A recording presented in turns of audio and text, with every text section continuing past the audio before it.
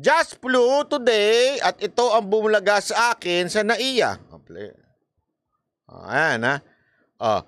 In my years of traveling, this is the worst that I've seen anywhere, ever. What's worse, in one officer seeing I was taking video of the mess, asked me to stop and delete what I already recorded. The nerve. May ganun si kuya. May the nerve.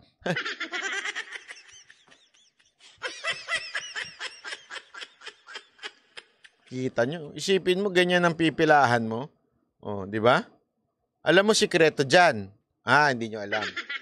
Tuturuan ko kayo para mapabilis kayo. Tinuruan ng bali, no? Ang sikreto dyan, kunwari may pilay kayo, tapos hingi kayo ng may dala-dala kayong krauts. Tapos, sasabihin mo doon sa airline, Miss, pwedeng pahingi ako ng wheelchair. Pag may wheelchair ka, may tagatulak ka na, dire-diretso ka pa. Secret yun, huwag siya sabihin, ha?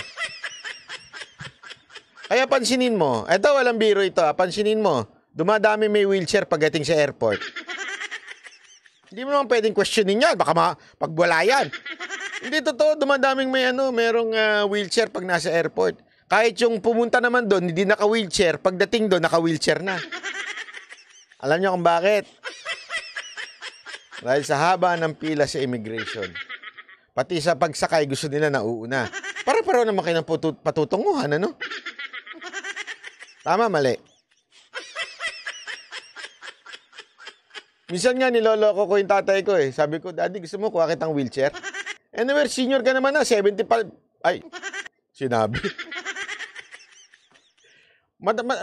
Senior naman talaga tatay ko, matanda na. So, pwede ko na siyang kuha ng wheelchair, kaya lang malakas pa eh. Mas malakas pa sa akin eh. Mas mas ganado pa maglakad kaysa sa akin eh. Kaya ayaw niya ng naka-wheelchair. Baka matuluyan, sabi. Hindi, kaya nga kayong mga nagwi-wheelchair, ha? Ingat kayo. Pag madalas kayo mag-wheelchair, matutuluyan kayo. Ang dami ko nakikitang ganyan, ha? Pagdating sa wala. Tapos magre-request ng, pwede mo ng wheelchair kasi senior na to. Bakit? Di pwede maglakad dyan? Only in the Philippines. Bakit kanyo? Punta kayong Japan. 90, 80, naglalakad pa. Kubang-kuba na, naglalakad pa. Sa atin, 60 pa lang, 50 pa lang, naka-wheelchair na.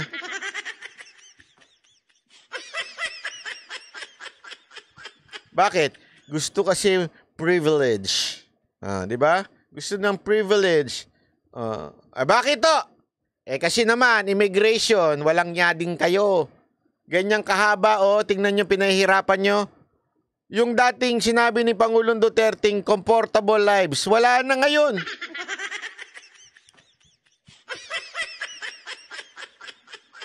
Sabi naman daw nila, nagbigay silang dahilan, kesyo ngayon lang naman daw yan. Dami yung palusot. Hindi, totoo, daming palusot itong immigration natin. Kasi kung makatanong kayo, ganun pa rin eh. Ang dami nyo pa rin hanas eh. Ay nako. Pag basta may visa na, hindi nyo na problema yun. Hindi, ako sa immigration, nandiyan na naman kasi kayo sa trafficking. Bahala sila sa buhay nila doon. Doon sila makulong. Hindi nyo na pananagutan yun.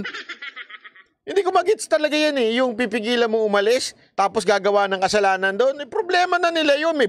Bakit? Wala bang batas doon? Wala ba silang pulis doon? Di kung gumawa sila ng kasalanan doon, problema na nila yun. Huwag natin tulungan. Bakit? Naging asal tatay ba kayo? Tatay kayo ng mga yan.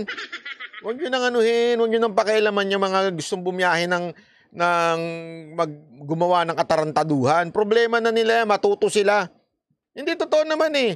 Minsan talaga, life is a lesson learned in a very, very hard way. Problema na nila yan. Pakawalan nyo na. Akin na, tataktish. Pasok. Tataktish. Hindi totoo. Bakit nga? Sabi ko nga sa inyo, sa ibang bansa, ganun din eh. Lalo na yung paalis. Walang pakialam sila yung mga citizen nila aalis. Dire-diretso eh.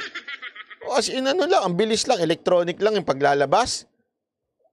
I mean, sa dami na nang nakita ko na mga airport, pag ang tao palabas, wala na hong dinadaan ng immigration.